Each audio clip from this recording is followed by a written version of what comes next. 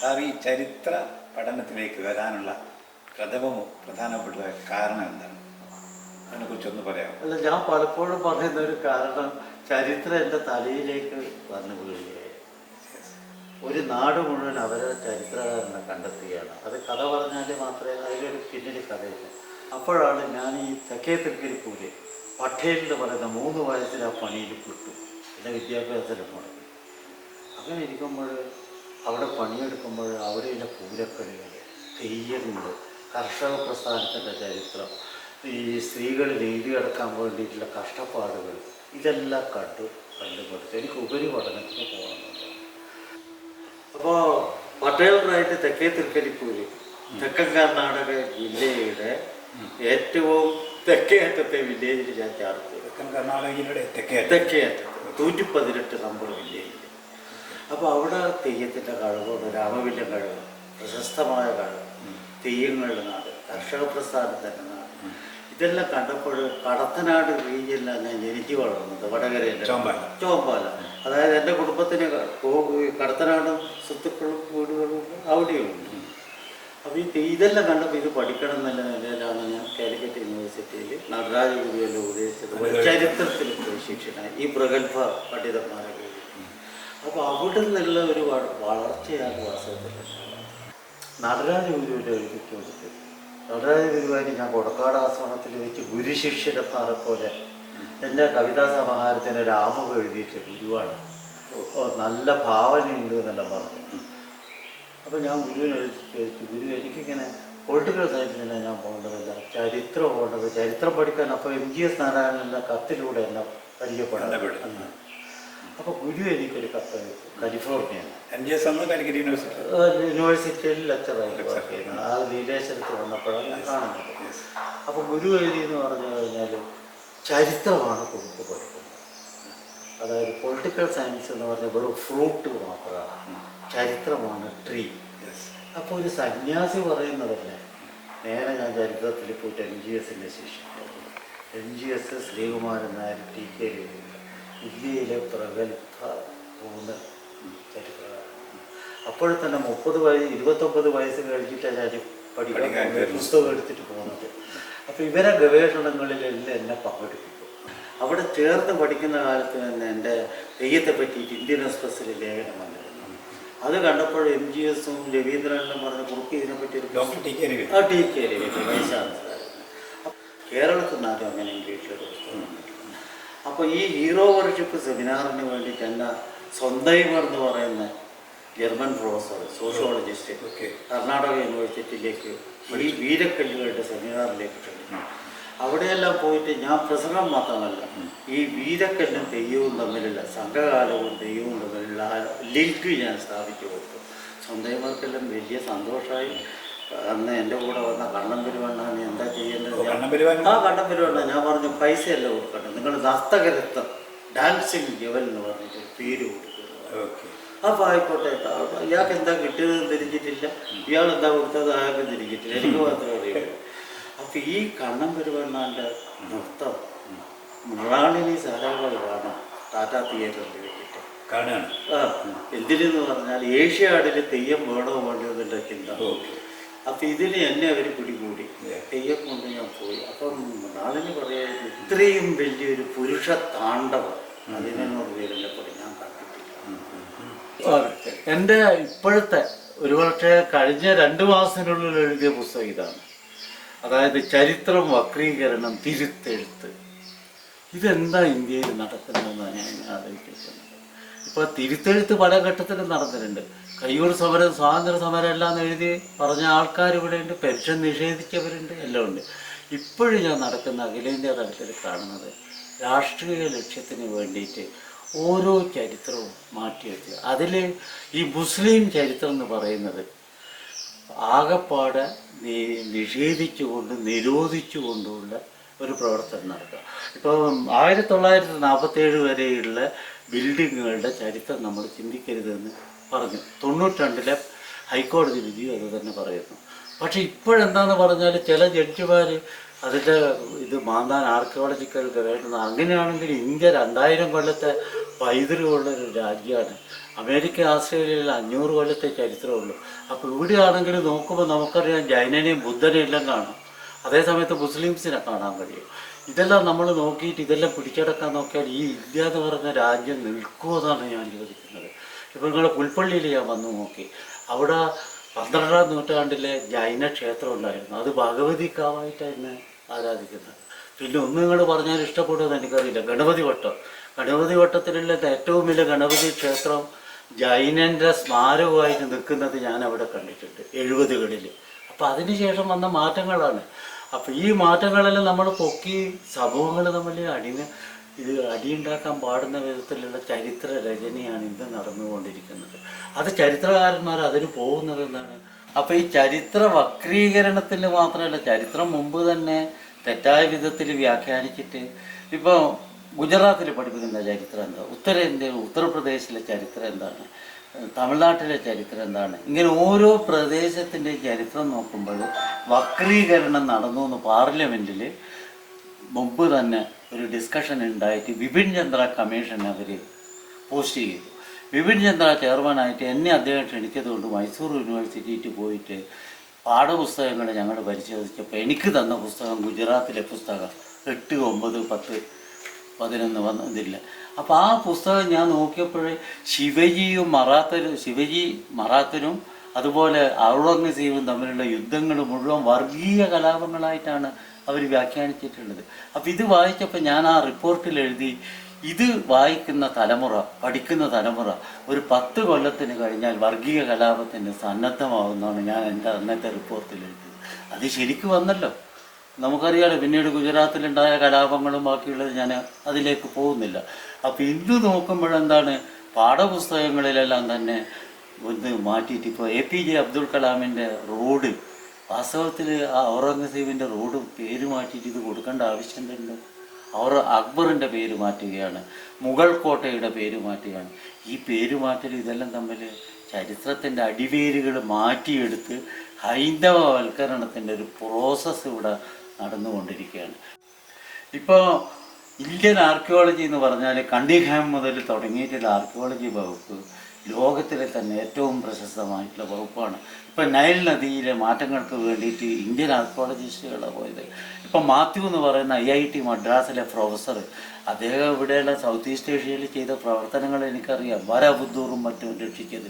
അപ്പോൾ ഇത്രയും പ്രശസ്തമായിട്ടുള്ള ആർക്കിയോളജിസ്റ്റുകൾ ഇന്നത്തെ പണി എന്താണെന്ന് പറഞ്ഞാൽ ഓരോ ക്ഷേത്രത്തിലും അതിൻ്റെ വേരുകൾ എന്താണ്, അതിൽ ഇസ്ലാമിക ഇതെന്താണ്, ഇതെല്ലാം നിഷേധിക്കുന്നു. അതല്ല അവരുടെ പ്രവർത്തനം വേണ്ടത്, അതിനെ സംരക്ഷിക്കുക. അപ്പോൾ ഞാൻ ടിപ്പുവിൻ്റെ ഒരു ചെറിയ ഡോക്യുമെൻ്ററി ഫിലിം ഉണ്ടാക്കാൻ വേണ്ടി ശ്രീരംഗ പട്ടണത്തിൽ പോയി.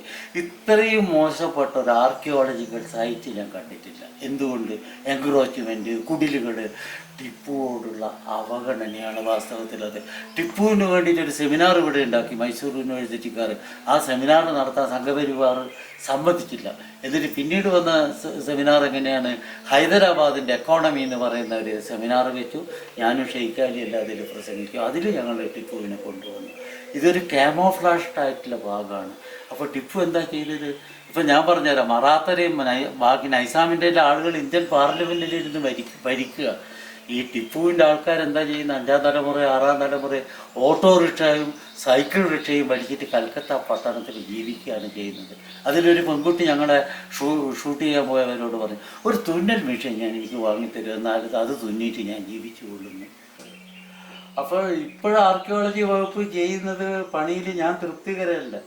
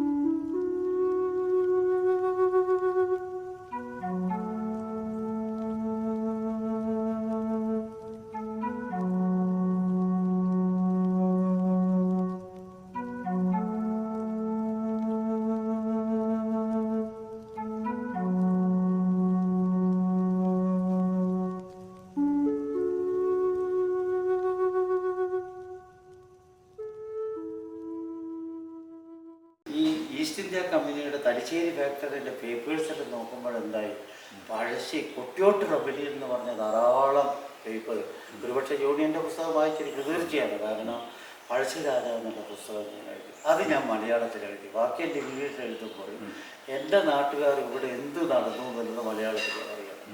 ആ പുസ്തകം എഴുതി വായിച്ചപ്പോൾ അച്യുതമേനോൻ പറഞ്ഞു ഇത് അവാർഡിന് കൊടുക്കും, പഴയ മുഖ്യമന്ത്രി. അങ്ങനെയാണ് കെ ദാമോദരൻ്റെ പേരിലുള്ള ഏറ്റവും നല്ല സോഷ്യൽ സയൻസ് പുസ്തകം എന്ന് പറഞ്ഞത് അവാർഡിന് കിട്ടിയിട്ടുണ്ട്. അപ്പോൾ PhD മലബാറിലെ കൊളോണിയൽ ഭരണത്തിൻ്റെ തലശ്ശേരി ഫാക്ടറിനെ പറ്റി ചെയ്യുമ്പോൾ ഈ പഴശ്ശീൻ്റെ രേഖകൾ മുഴുവൻ എനിക്ക് കാണാൻ വന്നു. അതേ സമയത്ത് എൻ്റെ തീസിലെ 2 ചാപ്റ്റർ ടിപ്പു സുൽത്താനെ പറ്റിയിട്ട്, മലബാർ ഭരണത്തിനെ പറ്റിയിട്ട്. അപ്പോൾ മലബാർ എങ്ങനെ അദ്ദേഹം ആക്രമിച്ചു, ഹൈദരാലി ആക്രമിച്ചു, ഇതെല്ലാം വരുന്ന ഈ തീസ്. അപ്പോൾ ഒരു ദിവസം മാതൃഭൂമിയുടെ പബ്ലിക്കേഷൻ ഓഫീസർ എന്നെ വിളിച്ചിട്ട് പറയുക, ടിപ്പുവിനെ പറ്റിയിട്ടൊരു പുസ്തകം എഴുതാൻ ഒരാളെ സജസ്റ്റ് എന്നോട്. അപ്പോൾ ഞാൻ പറഞ്ഞു ഞാൻ തന്നെ കല്യാണം കഴിച്ചേക്കാം. അങ്ങനെ ആ പുസ്തകം ഞാൻ എഴുതി. ഇന്ന് 6-7 പബ്ലിക്കേഷൻ ഓഫീസർ ജോണിയാണ് നല്ലത്. അപ്പോൾ 6-7 എഡീഷൻ പോയതാണ്. അവർ കൃത്യമായിട്ട് റോയൽറ്റി തരും, കണക്ക് തരും, ഇതെല്ലാം ഒരു വേറൊരു പബ്ലിഷറിന് കേട്ടിട്ടില്ല. അപ്പോൾ ഇങ്ങനെ ചരിത്രത്തിലൂടെ കടന്നു വരുമ്പോൾ നായനാർ എൻ്റെ പുസ്തകങ്ങൾ വായിച്ചിട്ടുണ്ട്.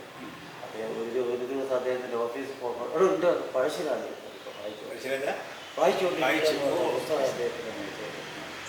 ഇങ്ങനെ അവരുകളിലായിട്ടുള്ള ഞാനൊരു ഇടതുപക്ഷത്തിലേക്ക് ഇങ്ങനെ കാണുന്നു. ഇടതുപക്ഷത്തിലേക്ക് പോയത് കയ്യൂരിൽ ഞാൻ വില്ലേജ് ഓഫീസറായിട്ട് കൊണ്ടുവന്നു. അപ്പോൾ അവിടെയുള്ള സ്മാരകവും തൂക്കുമരത്തിൽ കയറിയവരെല്ലാം കണ്ടപ്പോഴെന്തായി, എനിക്കിത് പുസ്തകം എഴുതണം. കയ്യൂർ സമരത്തിൻ്റെ ഭാഗമായിട്ടാണ് 3 വയസ്സിൽ എനിക്ക് പട്ടേലിൻ്റെ പണി കിട്ടിയത്. അപ്പോൾ അതിൻ്റെ ചരിത്രം ഞാൻ തന്നെ എഴുതേണ്ട ഒരു ദൈവദൈവം മൂല്യം വന്നു ചേർന്നു. ആ ചരിത്രം എഴുതി അച്യുതമേനോനുണ്ട്, അത് വായിച്ചിട്ട് പറഞ്ഞു ഞാൻ തന്നെ പുസ്തകമില്ല. അപ്പോൾ അച്യുതമേനോൻ പ്രോത്സാഹിപ്പിച്ച് പിന്നെ ലോകനെ പറ്റിയിട്ട് പുസ്തകം എഴുതി. അപ്പോൾ അദ്ദേഹം പറഞ്ഞത് കാലിക്കറ്റ് യൂണിവേഴ്സിറ്റിക്ക് അഭിമാനിക്കാവുന്ന ചരിത്രകാരനാണ്.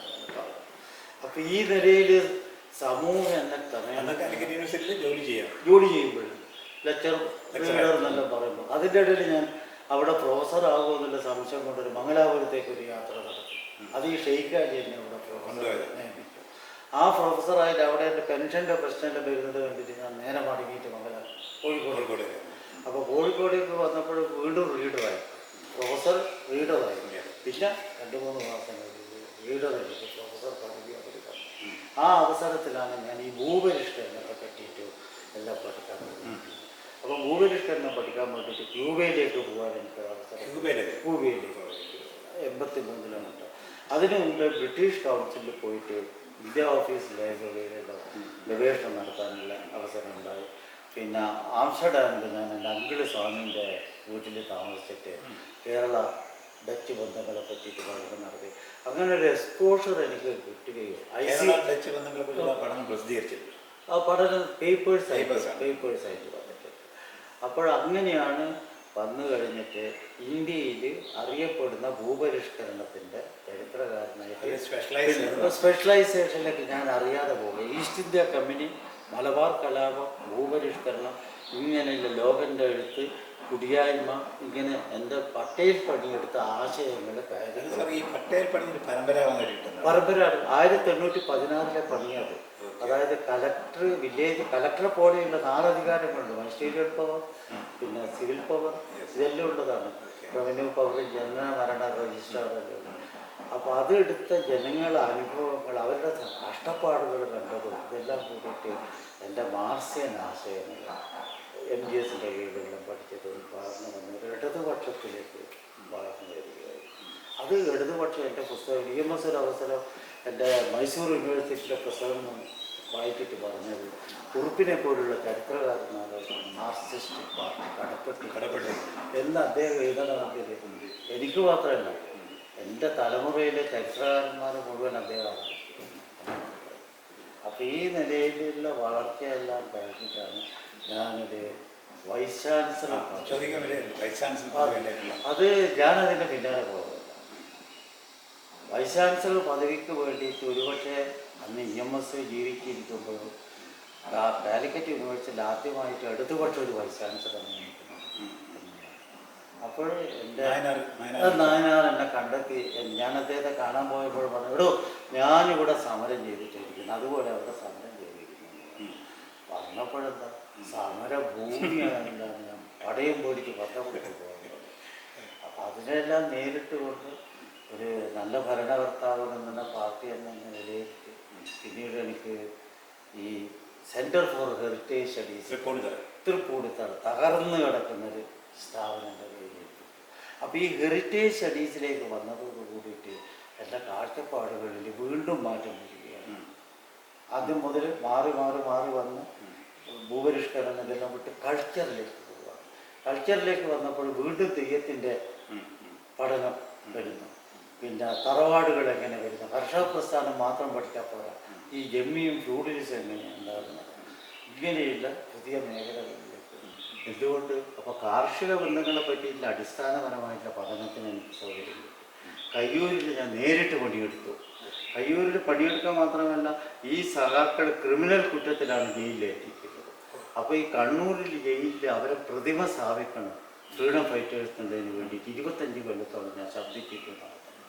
അവസാനം ബാലകൃഷ്ണൻ നമ്മുടെ കണ്ണൂർക്കാരൻ, ഇയാൾ പ്രസ് സെക്രട്ടറി ആയിരിക്കും, അച്യുതാനന്ദൻ്റെ പ്രസ് സെക്രട്ടറി ആയിരിക്കും. ഒരു ദിവസം രാത്രി പ്രതിഭയുണ്ടാക്കി അതിനെ വർദ്ധിക്കുകയും ചെയ്തു.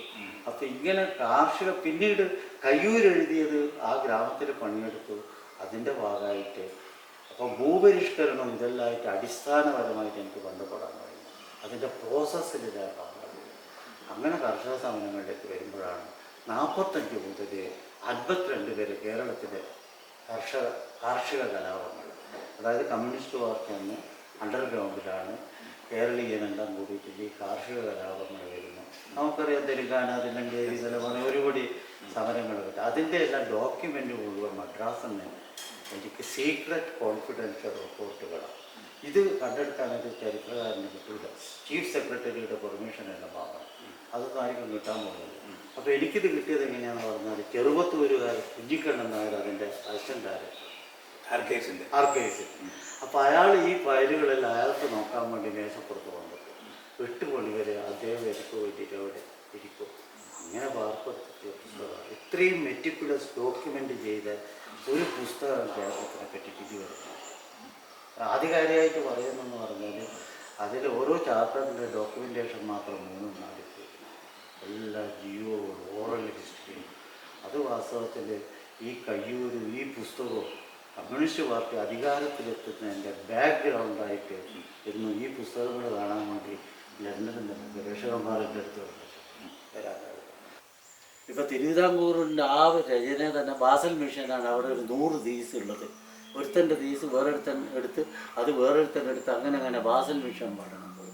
ഒറിജിനലായിട്ട് എൻ്റെ PhD, സാധാരണ ആളുകളുടെ PhD എന്ന് പറഞ്ഞാൽ ഒരു വിഷയം ചെയ്യുന്നു, ആ വിഷയത്തിന് മേലോട്ട് പോയി തെങ്ങ് പോലെ മേലോട്ട് പോവുകയുള്ളൂ. ഞാനതല്ല ചെയ്തത്. എൻ്റെ റീജിയൻ്റെ കൾച്ചർ എടുത്ത് എൻ്റെ കുട്ടമത്ത് കവികളെ പറ്റിയിട്ടുള്ള സംസ്കൃത പഠനം വരെ ചെയ്യിപ്പിച്ച് ആ റീജിയൻ മുഴുവൻ ഇൻ്റർനാഷണൽ ലെവലിലേക്ക് പൊക്കിക്കൊണ്ടുവരിക. അപ്പോൾ അതിൻ്റെ എൻ്റെ പ്രചോദനം ലോകൻ അദ്ദേഹത്തിൻ്റെ മലബാർ മേനോനിൽ പറയുകയാണ്, ഈ മലബാറിൻ്റെ ചരിത്രം ഞാൻ എഴുതിയാൽ ശരിയാവില്ല, അത് ഇവിടുത്തെ മണ്ണിൻ്റെ മക്കളിൽ ഒരാൾ പഠിച്ചിട്ട് മുഴുവൻ എഴുതണം. അതാണ് ഞാൻ ചെയ്തിട്ടുള്ളത്. എൻ്റെ ഗവേഷണം നോക്കിയാൽ അറിയാം. കൊളോണിയൽ ഭരണത്തെ തലശ്ശേരിയിൽ നിന്ന് തുടങ്ങി ആലിരാജാവിലേക്ക് പോയി, കെയ്സിലേക്ക് പോയി, തെയ്യത്തിലേക്ക് പോയി, കുട്ടമത്തിൻ്റെ കവിതകളിലേക്ക് പോയി, തിരുവൂമിൻ്റെ കവിതകളിലേക്ക് പോയി. ഞാൻ ഒരു ഭാഗത്ത് തിരുവൂമിൻ്റെ കവിതകളെല്ലാം എഡിറ്റ് ചെയ്ത് പബ്ലിഷ് ചെയ്തിട്ടുണ്ട്. അപ്പോൾ ഈ ഒരു കാവ്യ സംസ്കാരവും ചരിത്ര സംസ്കാരവും എല്ലാം കൂട്ടിക്കൊണ്ടുള്ളൊരു പ്രവർത്തനമായിരുന്നു എൻ്റേത്. ഇപ്പം ലേറ്റസ്റ്റായിട്ട് ഞാൻ ചെയ്തത് മലബാർ കലാപം എഴുതുമ്പോൾ മലബാർ റബൽ 1921 പോയറ്റിക് റിഫ്ലക്ഷൻ എന്ന് പറഞ്ഞിട്ട് ഒരു കവിതാ സമാഹാരം അവർ ഫ്രീ കൊടുത്തിട്ടുണ്ട് ഈ 6 വോള്യത്തിൻ്റെ ഒപ്പം.